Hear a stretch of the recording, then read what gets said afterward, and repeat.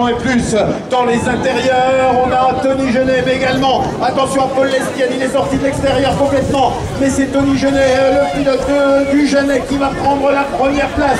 On a également Willy Kerel, bien placé, il est en deuxième position pour le club d'Orsine, la troisième place avec sa plaque 64.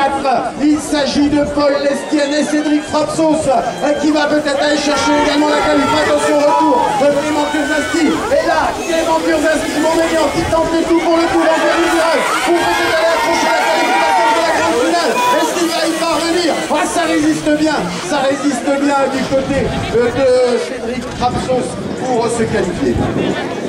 Allez, c'est sorti, deuxième demi-finale actuellement sur la piste, avec un très bon départ de Goiselle Lamien. Le pilote de Kéver s'est emparé de cette première place. Charlie Gaillard, longtemps cycliste de Colmar, avec l'attaque numéro 34. C'est Gérard Jonathan qui a pris donc la deuxième position, et on devrait retenir en troisième place dans le passage donc de la mi-parcours maintenant avec sa plaque numéro 19. Ça n'est donc que le Can Michael qui va chercher les qualifications, et enfin la quatrième place de Manon Romain de BMX Organisation dans le dernier virage, conservant donc cette quatrième position qui va se qualifier pour les finales. Allez, talon Damien, le Bisontin, je vous demande des encouragements s'il vous plaît.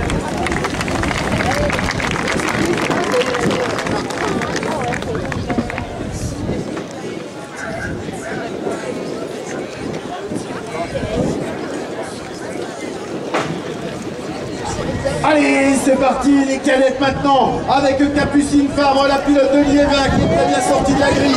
On va retrouver également, peut-être bien positionnée, Francesca Cingolani, la pilote argentine, elle est un petit peu en retrait. Elle est à la 4 ou 5e place, elle tente de revenir maintenant. Mais celle qui est en première position, c'est Capucine Favre. C'est Évreux, la 2e place, Audrey Displan. Alors que la 3e position, avec sa plaque 22, Inès Lumino, La Roche-sur-Yon, très bien placée également pour aller chercher la qualif. Accompagné de la pilote argentine Francesca Cingolani au pilote de Montpellier, à sa plaque dans les intérieurs.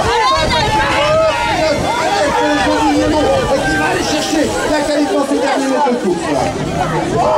Allez, deuxième demi-finale qui vient de sortir de la grille de départ avec Brun Chloé. Là, c'est Team Bike complètement dans l'intérieur. Devrait pouvoir s'emparer de la première position sur les arrières. Joël Maillot, la pilote de Montélimar, avec les couleurs du Team Rome, prendra donc la deuxième position. C'est Nicolas Harley de Saint-Nazaire qui est passé dans la deuxième ligne droite à la 3e place. Va-t-elle la conserver? Oh, que s'est-il passé pour Brun Chloé qui vient de décliquer, il me semble. Elle est à la 4e position, attention à la plaque numéro 2, Patrice qui est très bien revenue pour la 3e place et une qualification en finale. Et tout de même fait la Chloé d'AG Team Bike avec la petite mésaventure du deuxième virage, conservant la 4e place et une place en finale.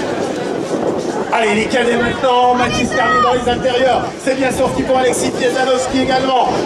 Place en haut là, non, il s'est fait confirmer Alexis Piezanowski.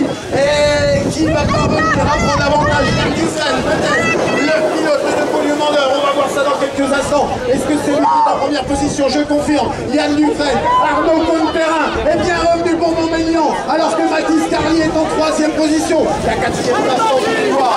Dans le couloir, maintenant, c'est le retour d'Alexis Piezanowski.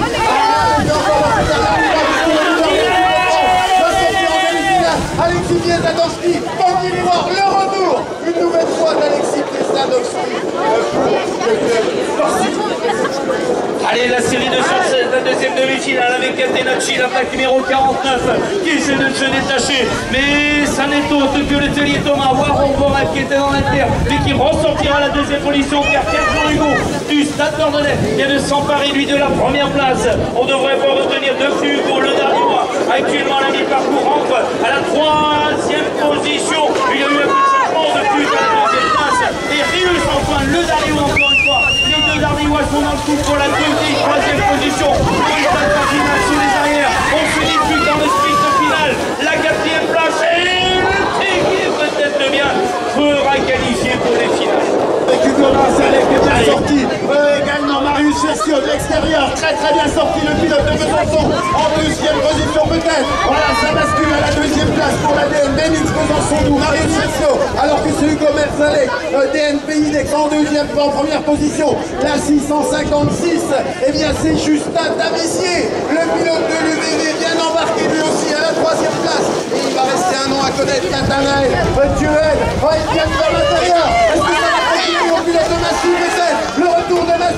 Anaya Istil qui va chercher la qualif. Et la qualif également de Marius Lassio, Hugo Marsalek et Génération.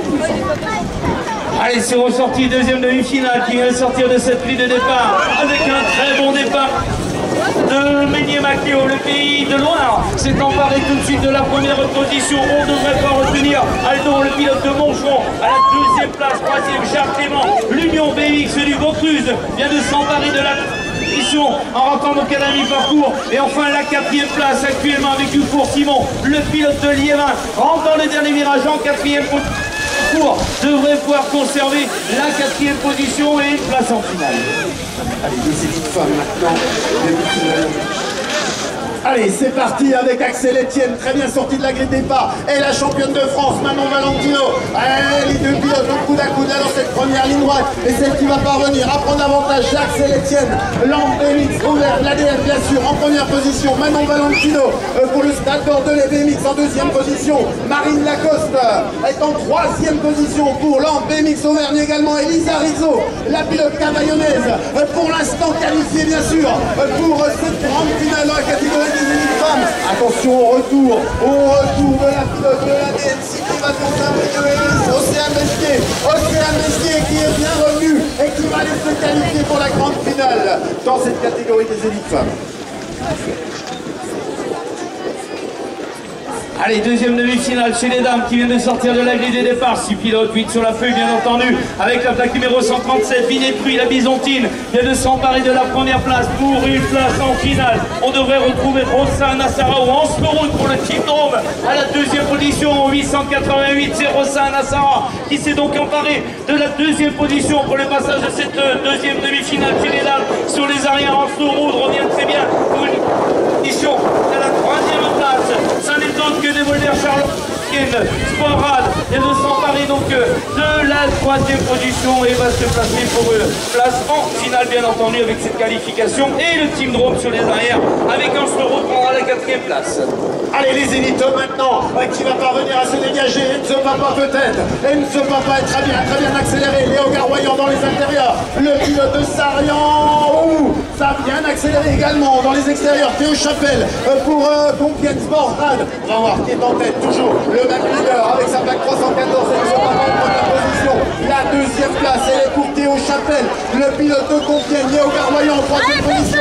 Ça pousse des deux côtés avec les têtes qui dans les extérieurs. Mais également Dylan Gover ou Carlo Nagar pour aller chercher la qualif. Est-ce que c'est Dylan Gover ou Carlo Nagar?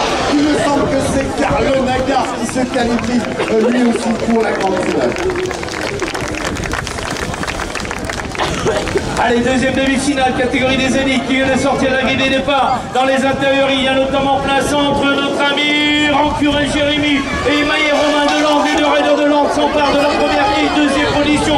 Maillet leader, Rancurel deuxième, troisième place d'Arnaud Simba avec la plaque numéro 26. Chauvin Thibault, l'ADN des cycles évasion en sortira, mais à la quatrième ou cinquième place, car il me semble bien qu'Abidomir est allé récupérer pour le club de Gerza la quatrième position dans le dernier virage. Il devrait la conserver et lui aussi se qualifier pour les finales catégorie des élites avec Arnaud Simba, Rancurel et Maillet Romain. 10 minutes.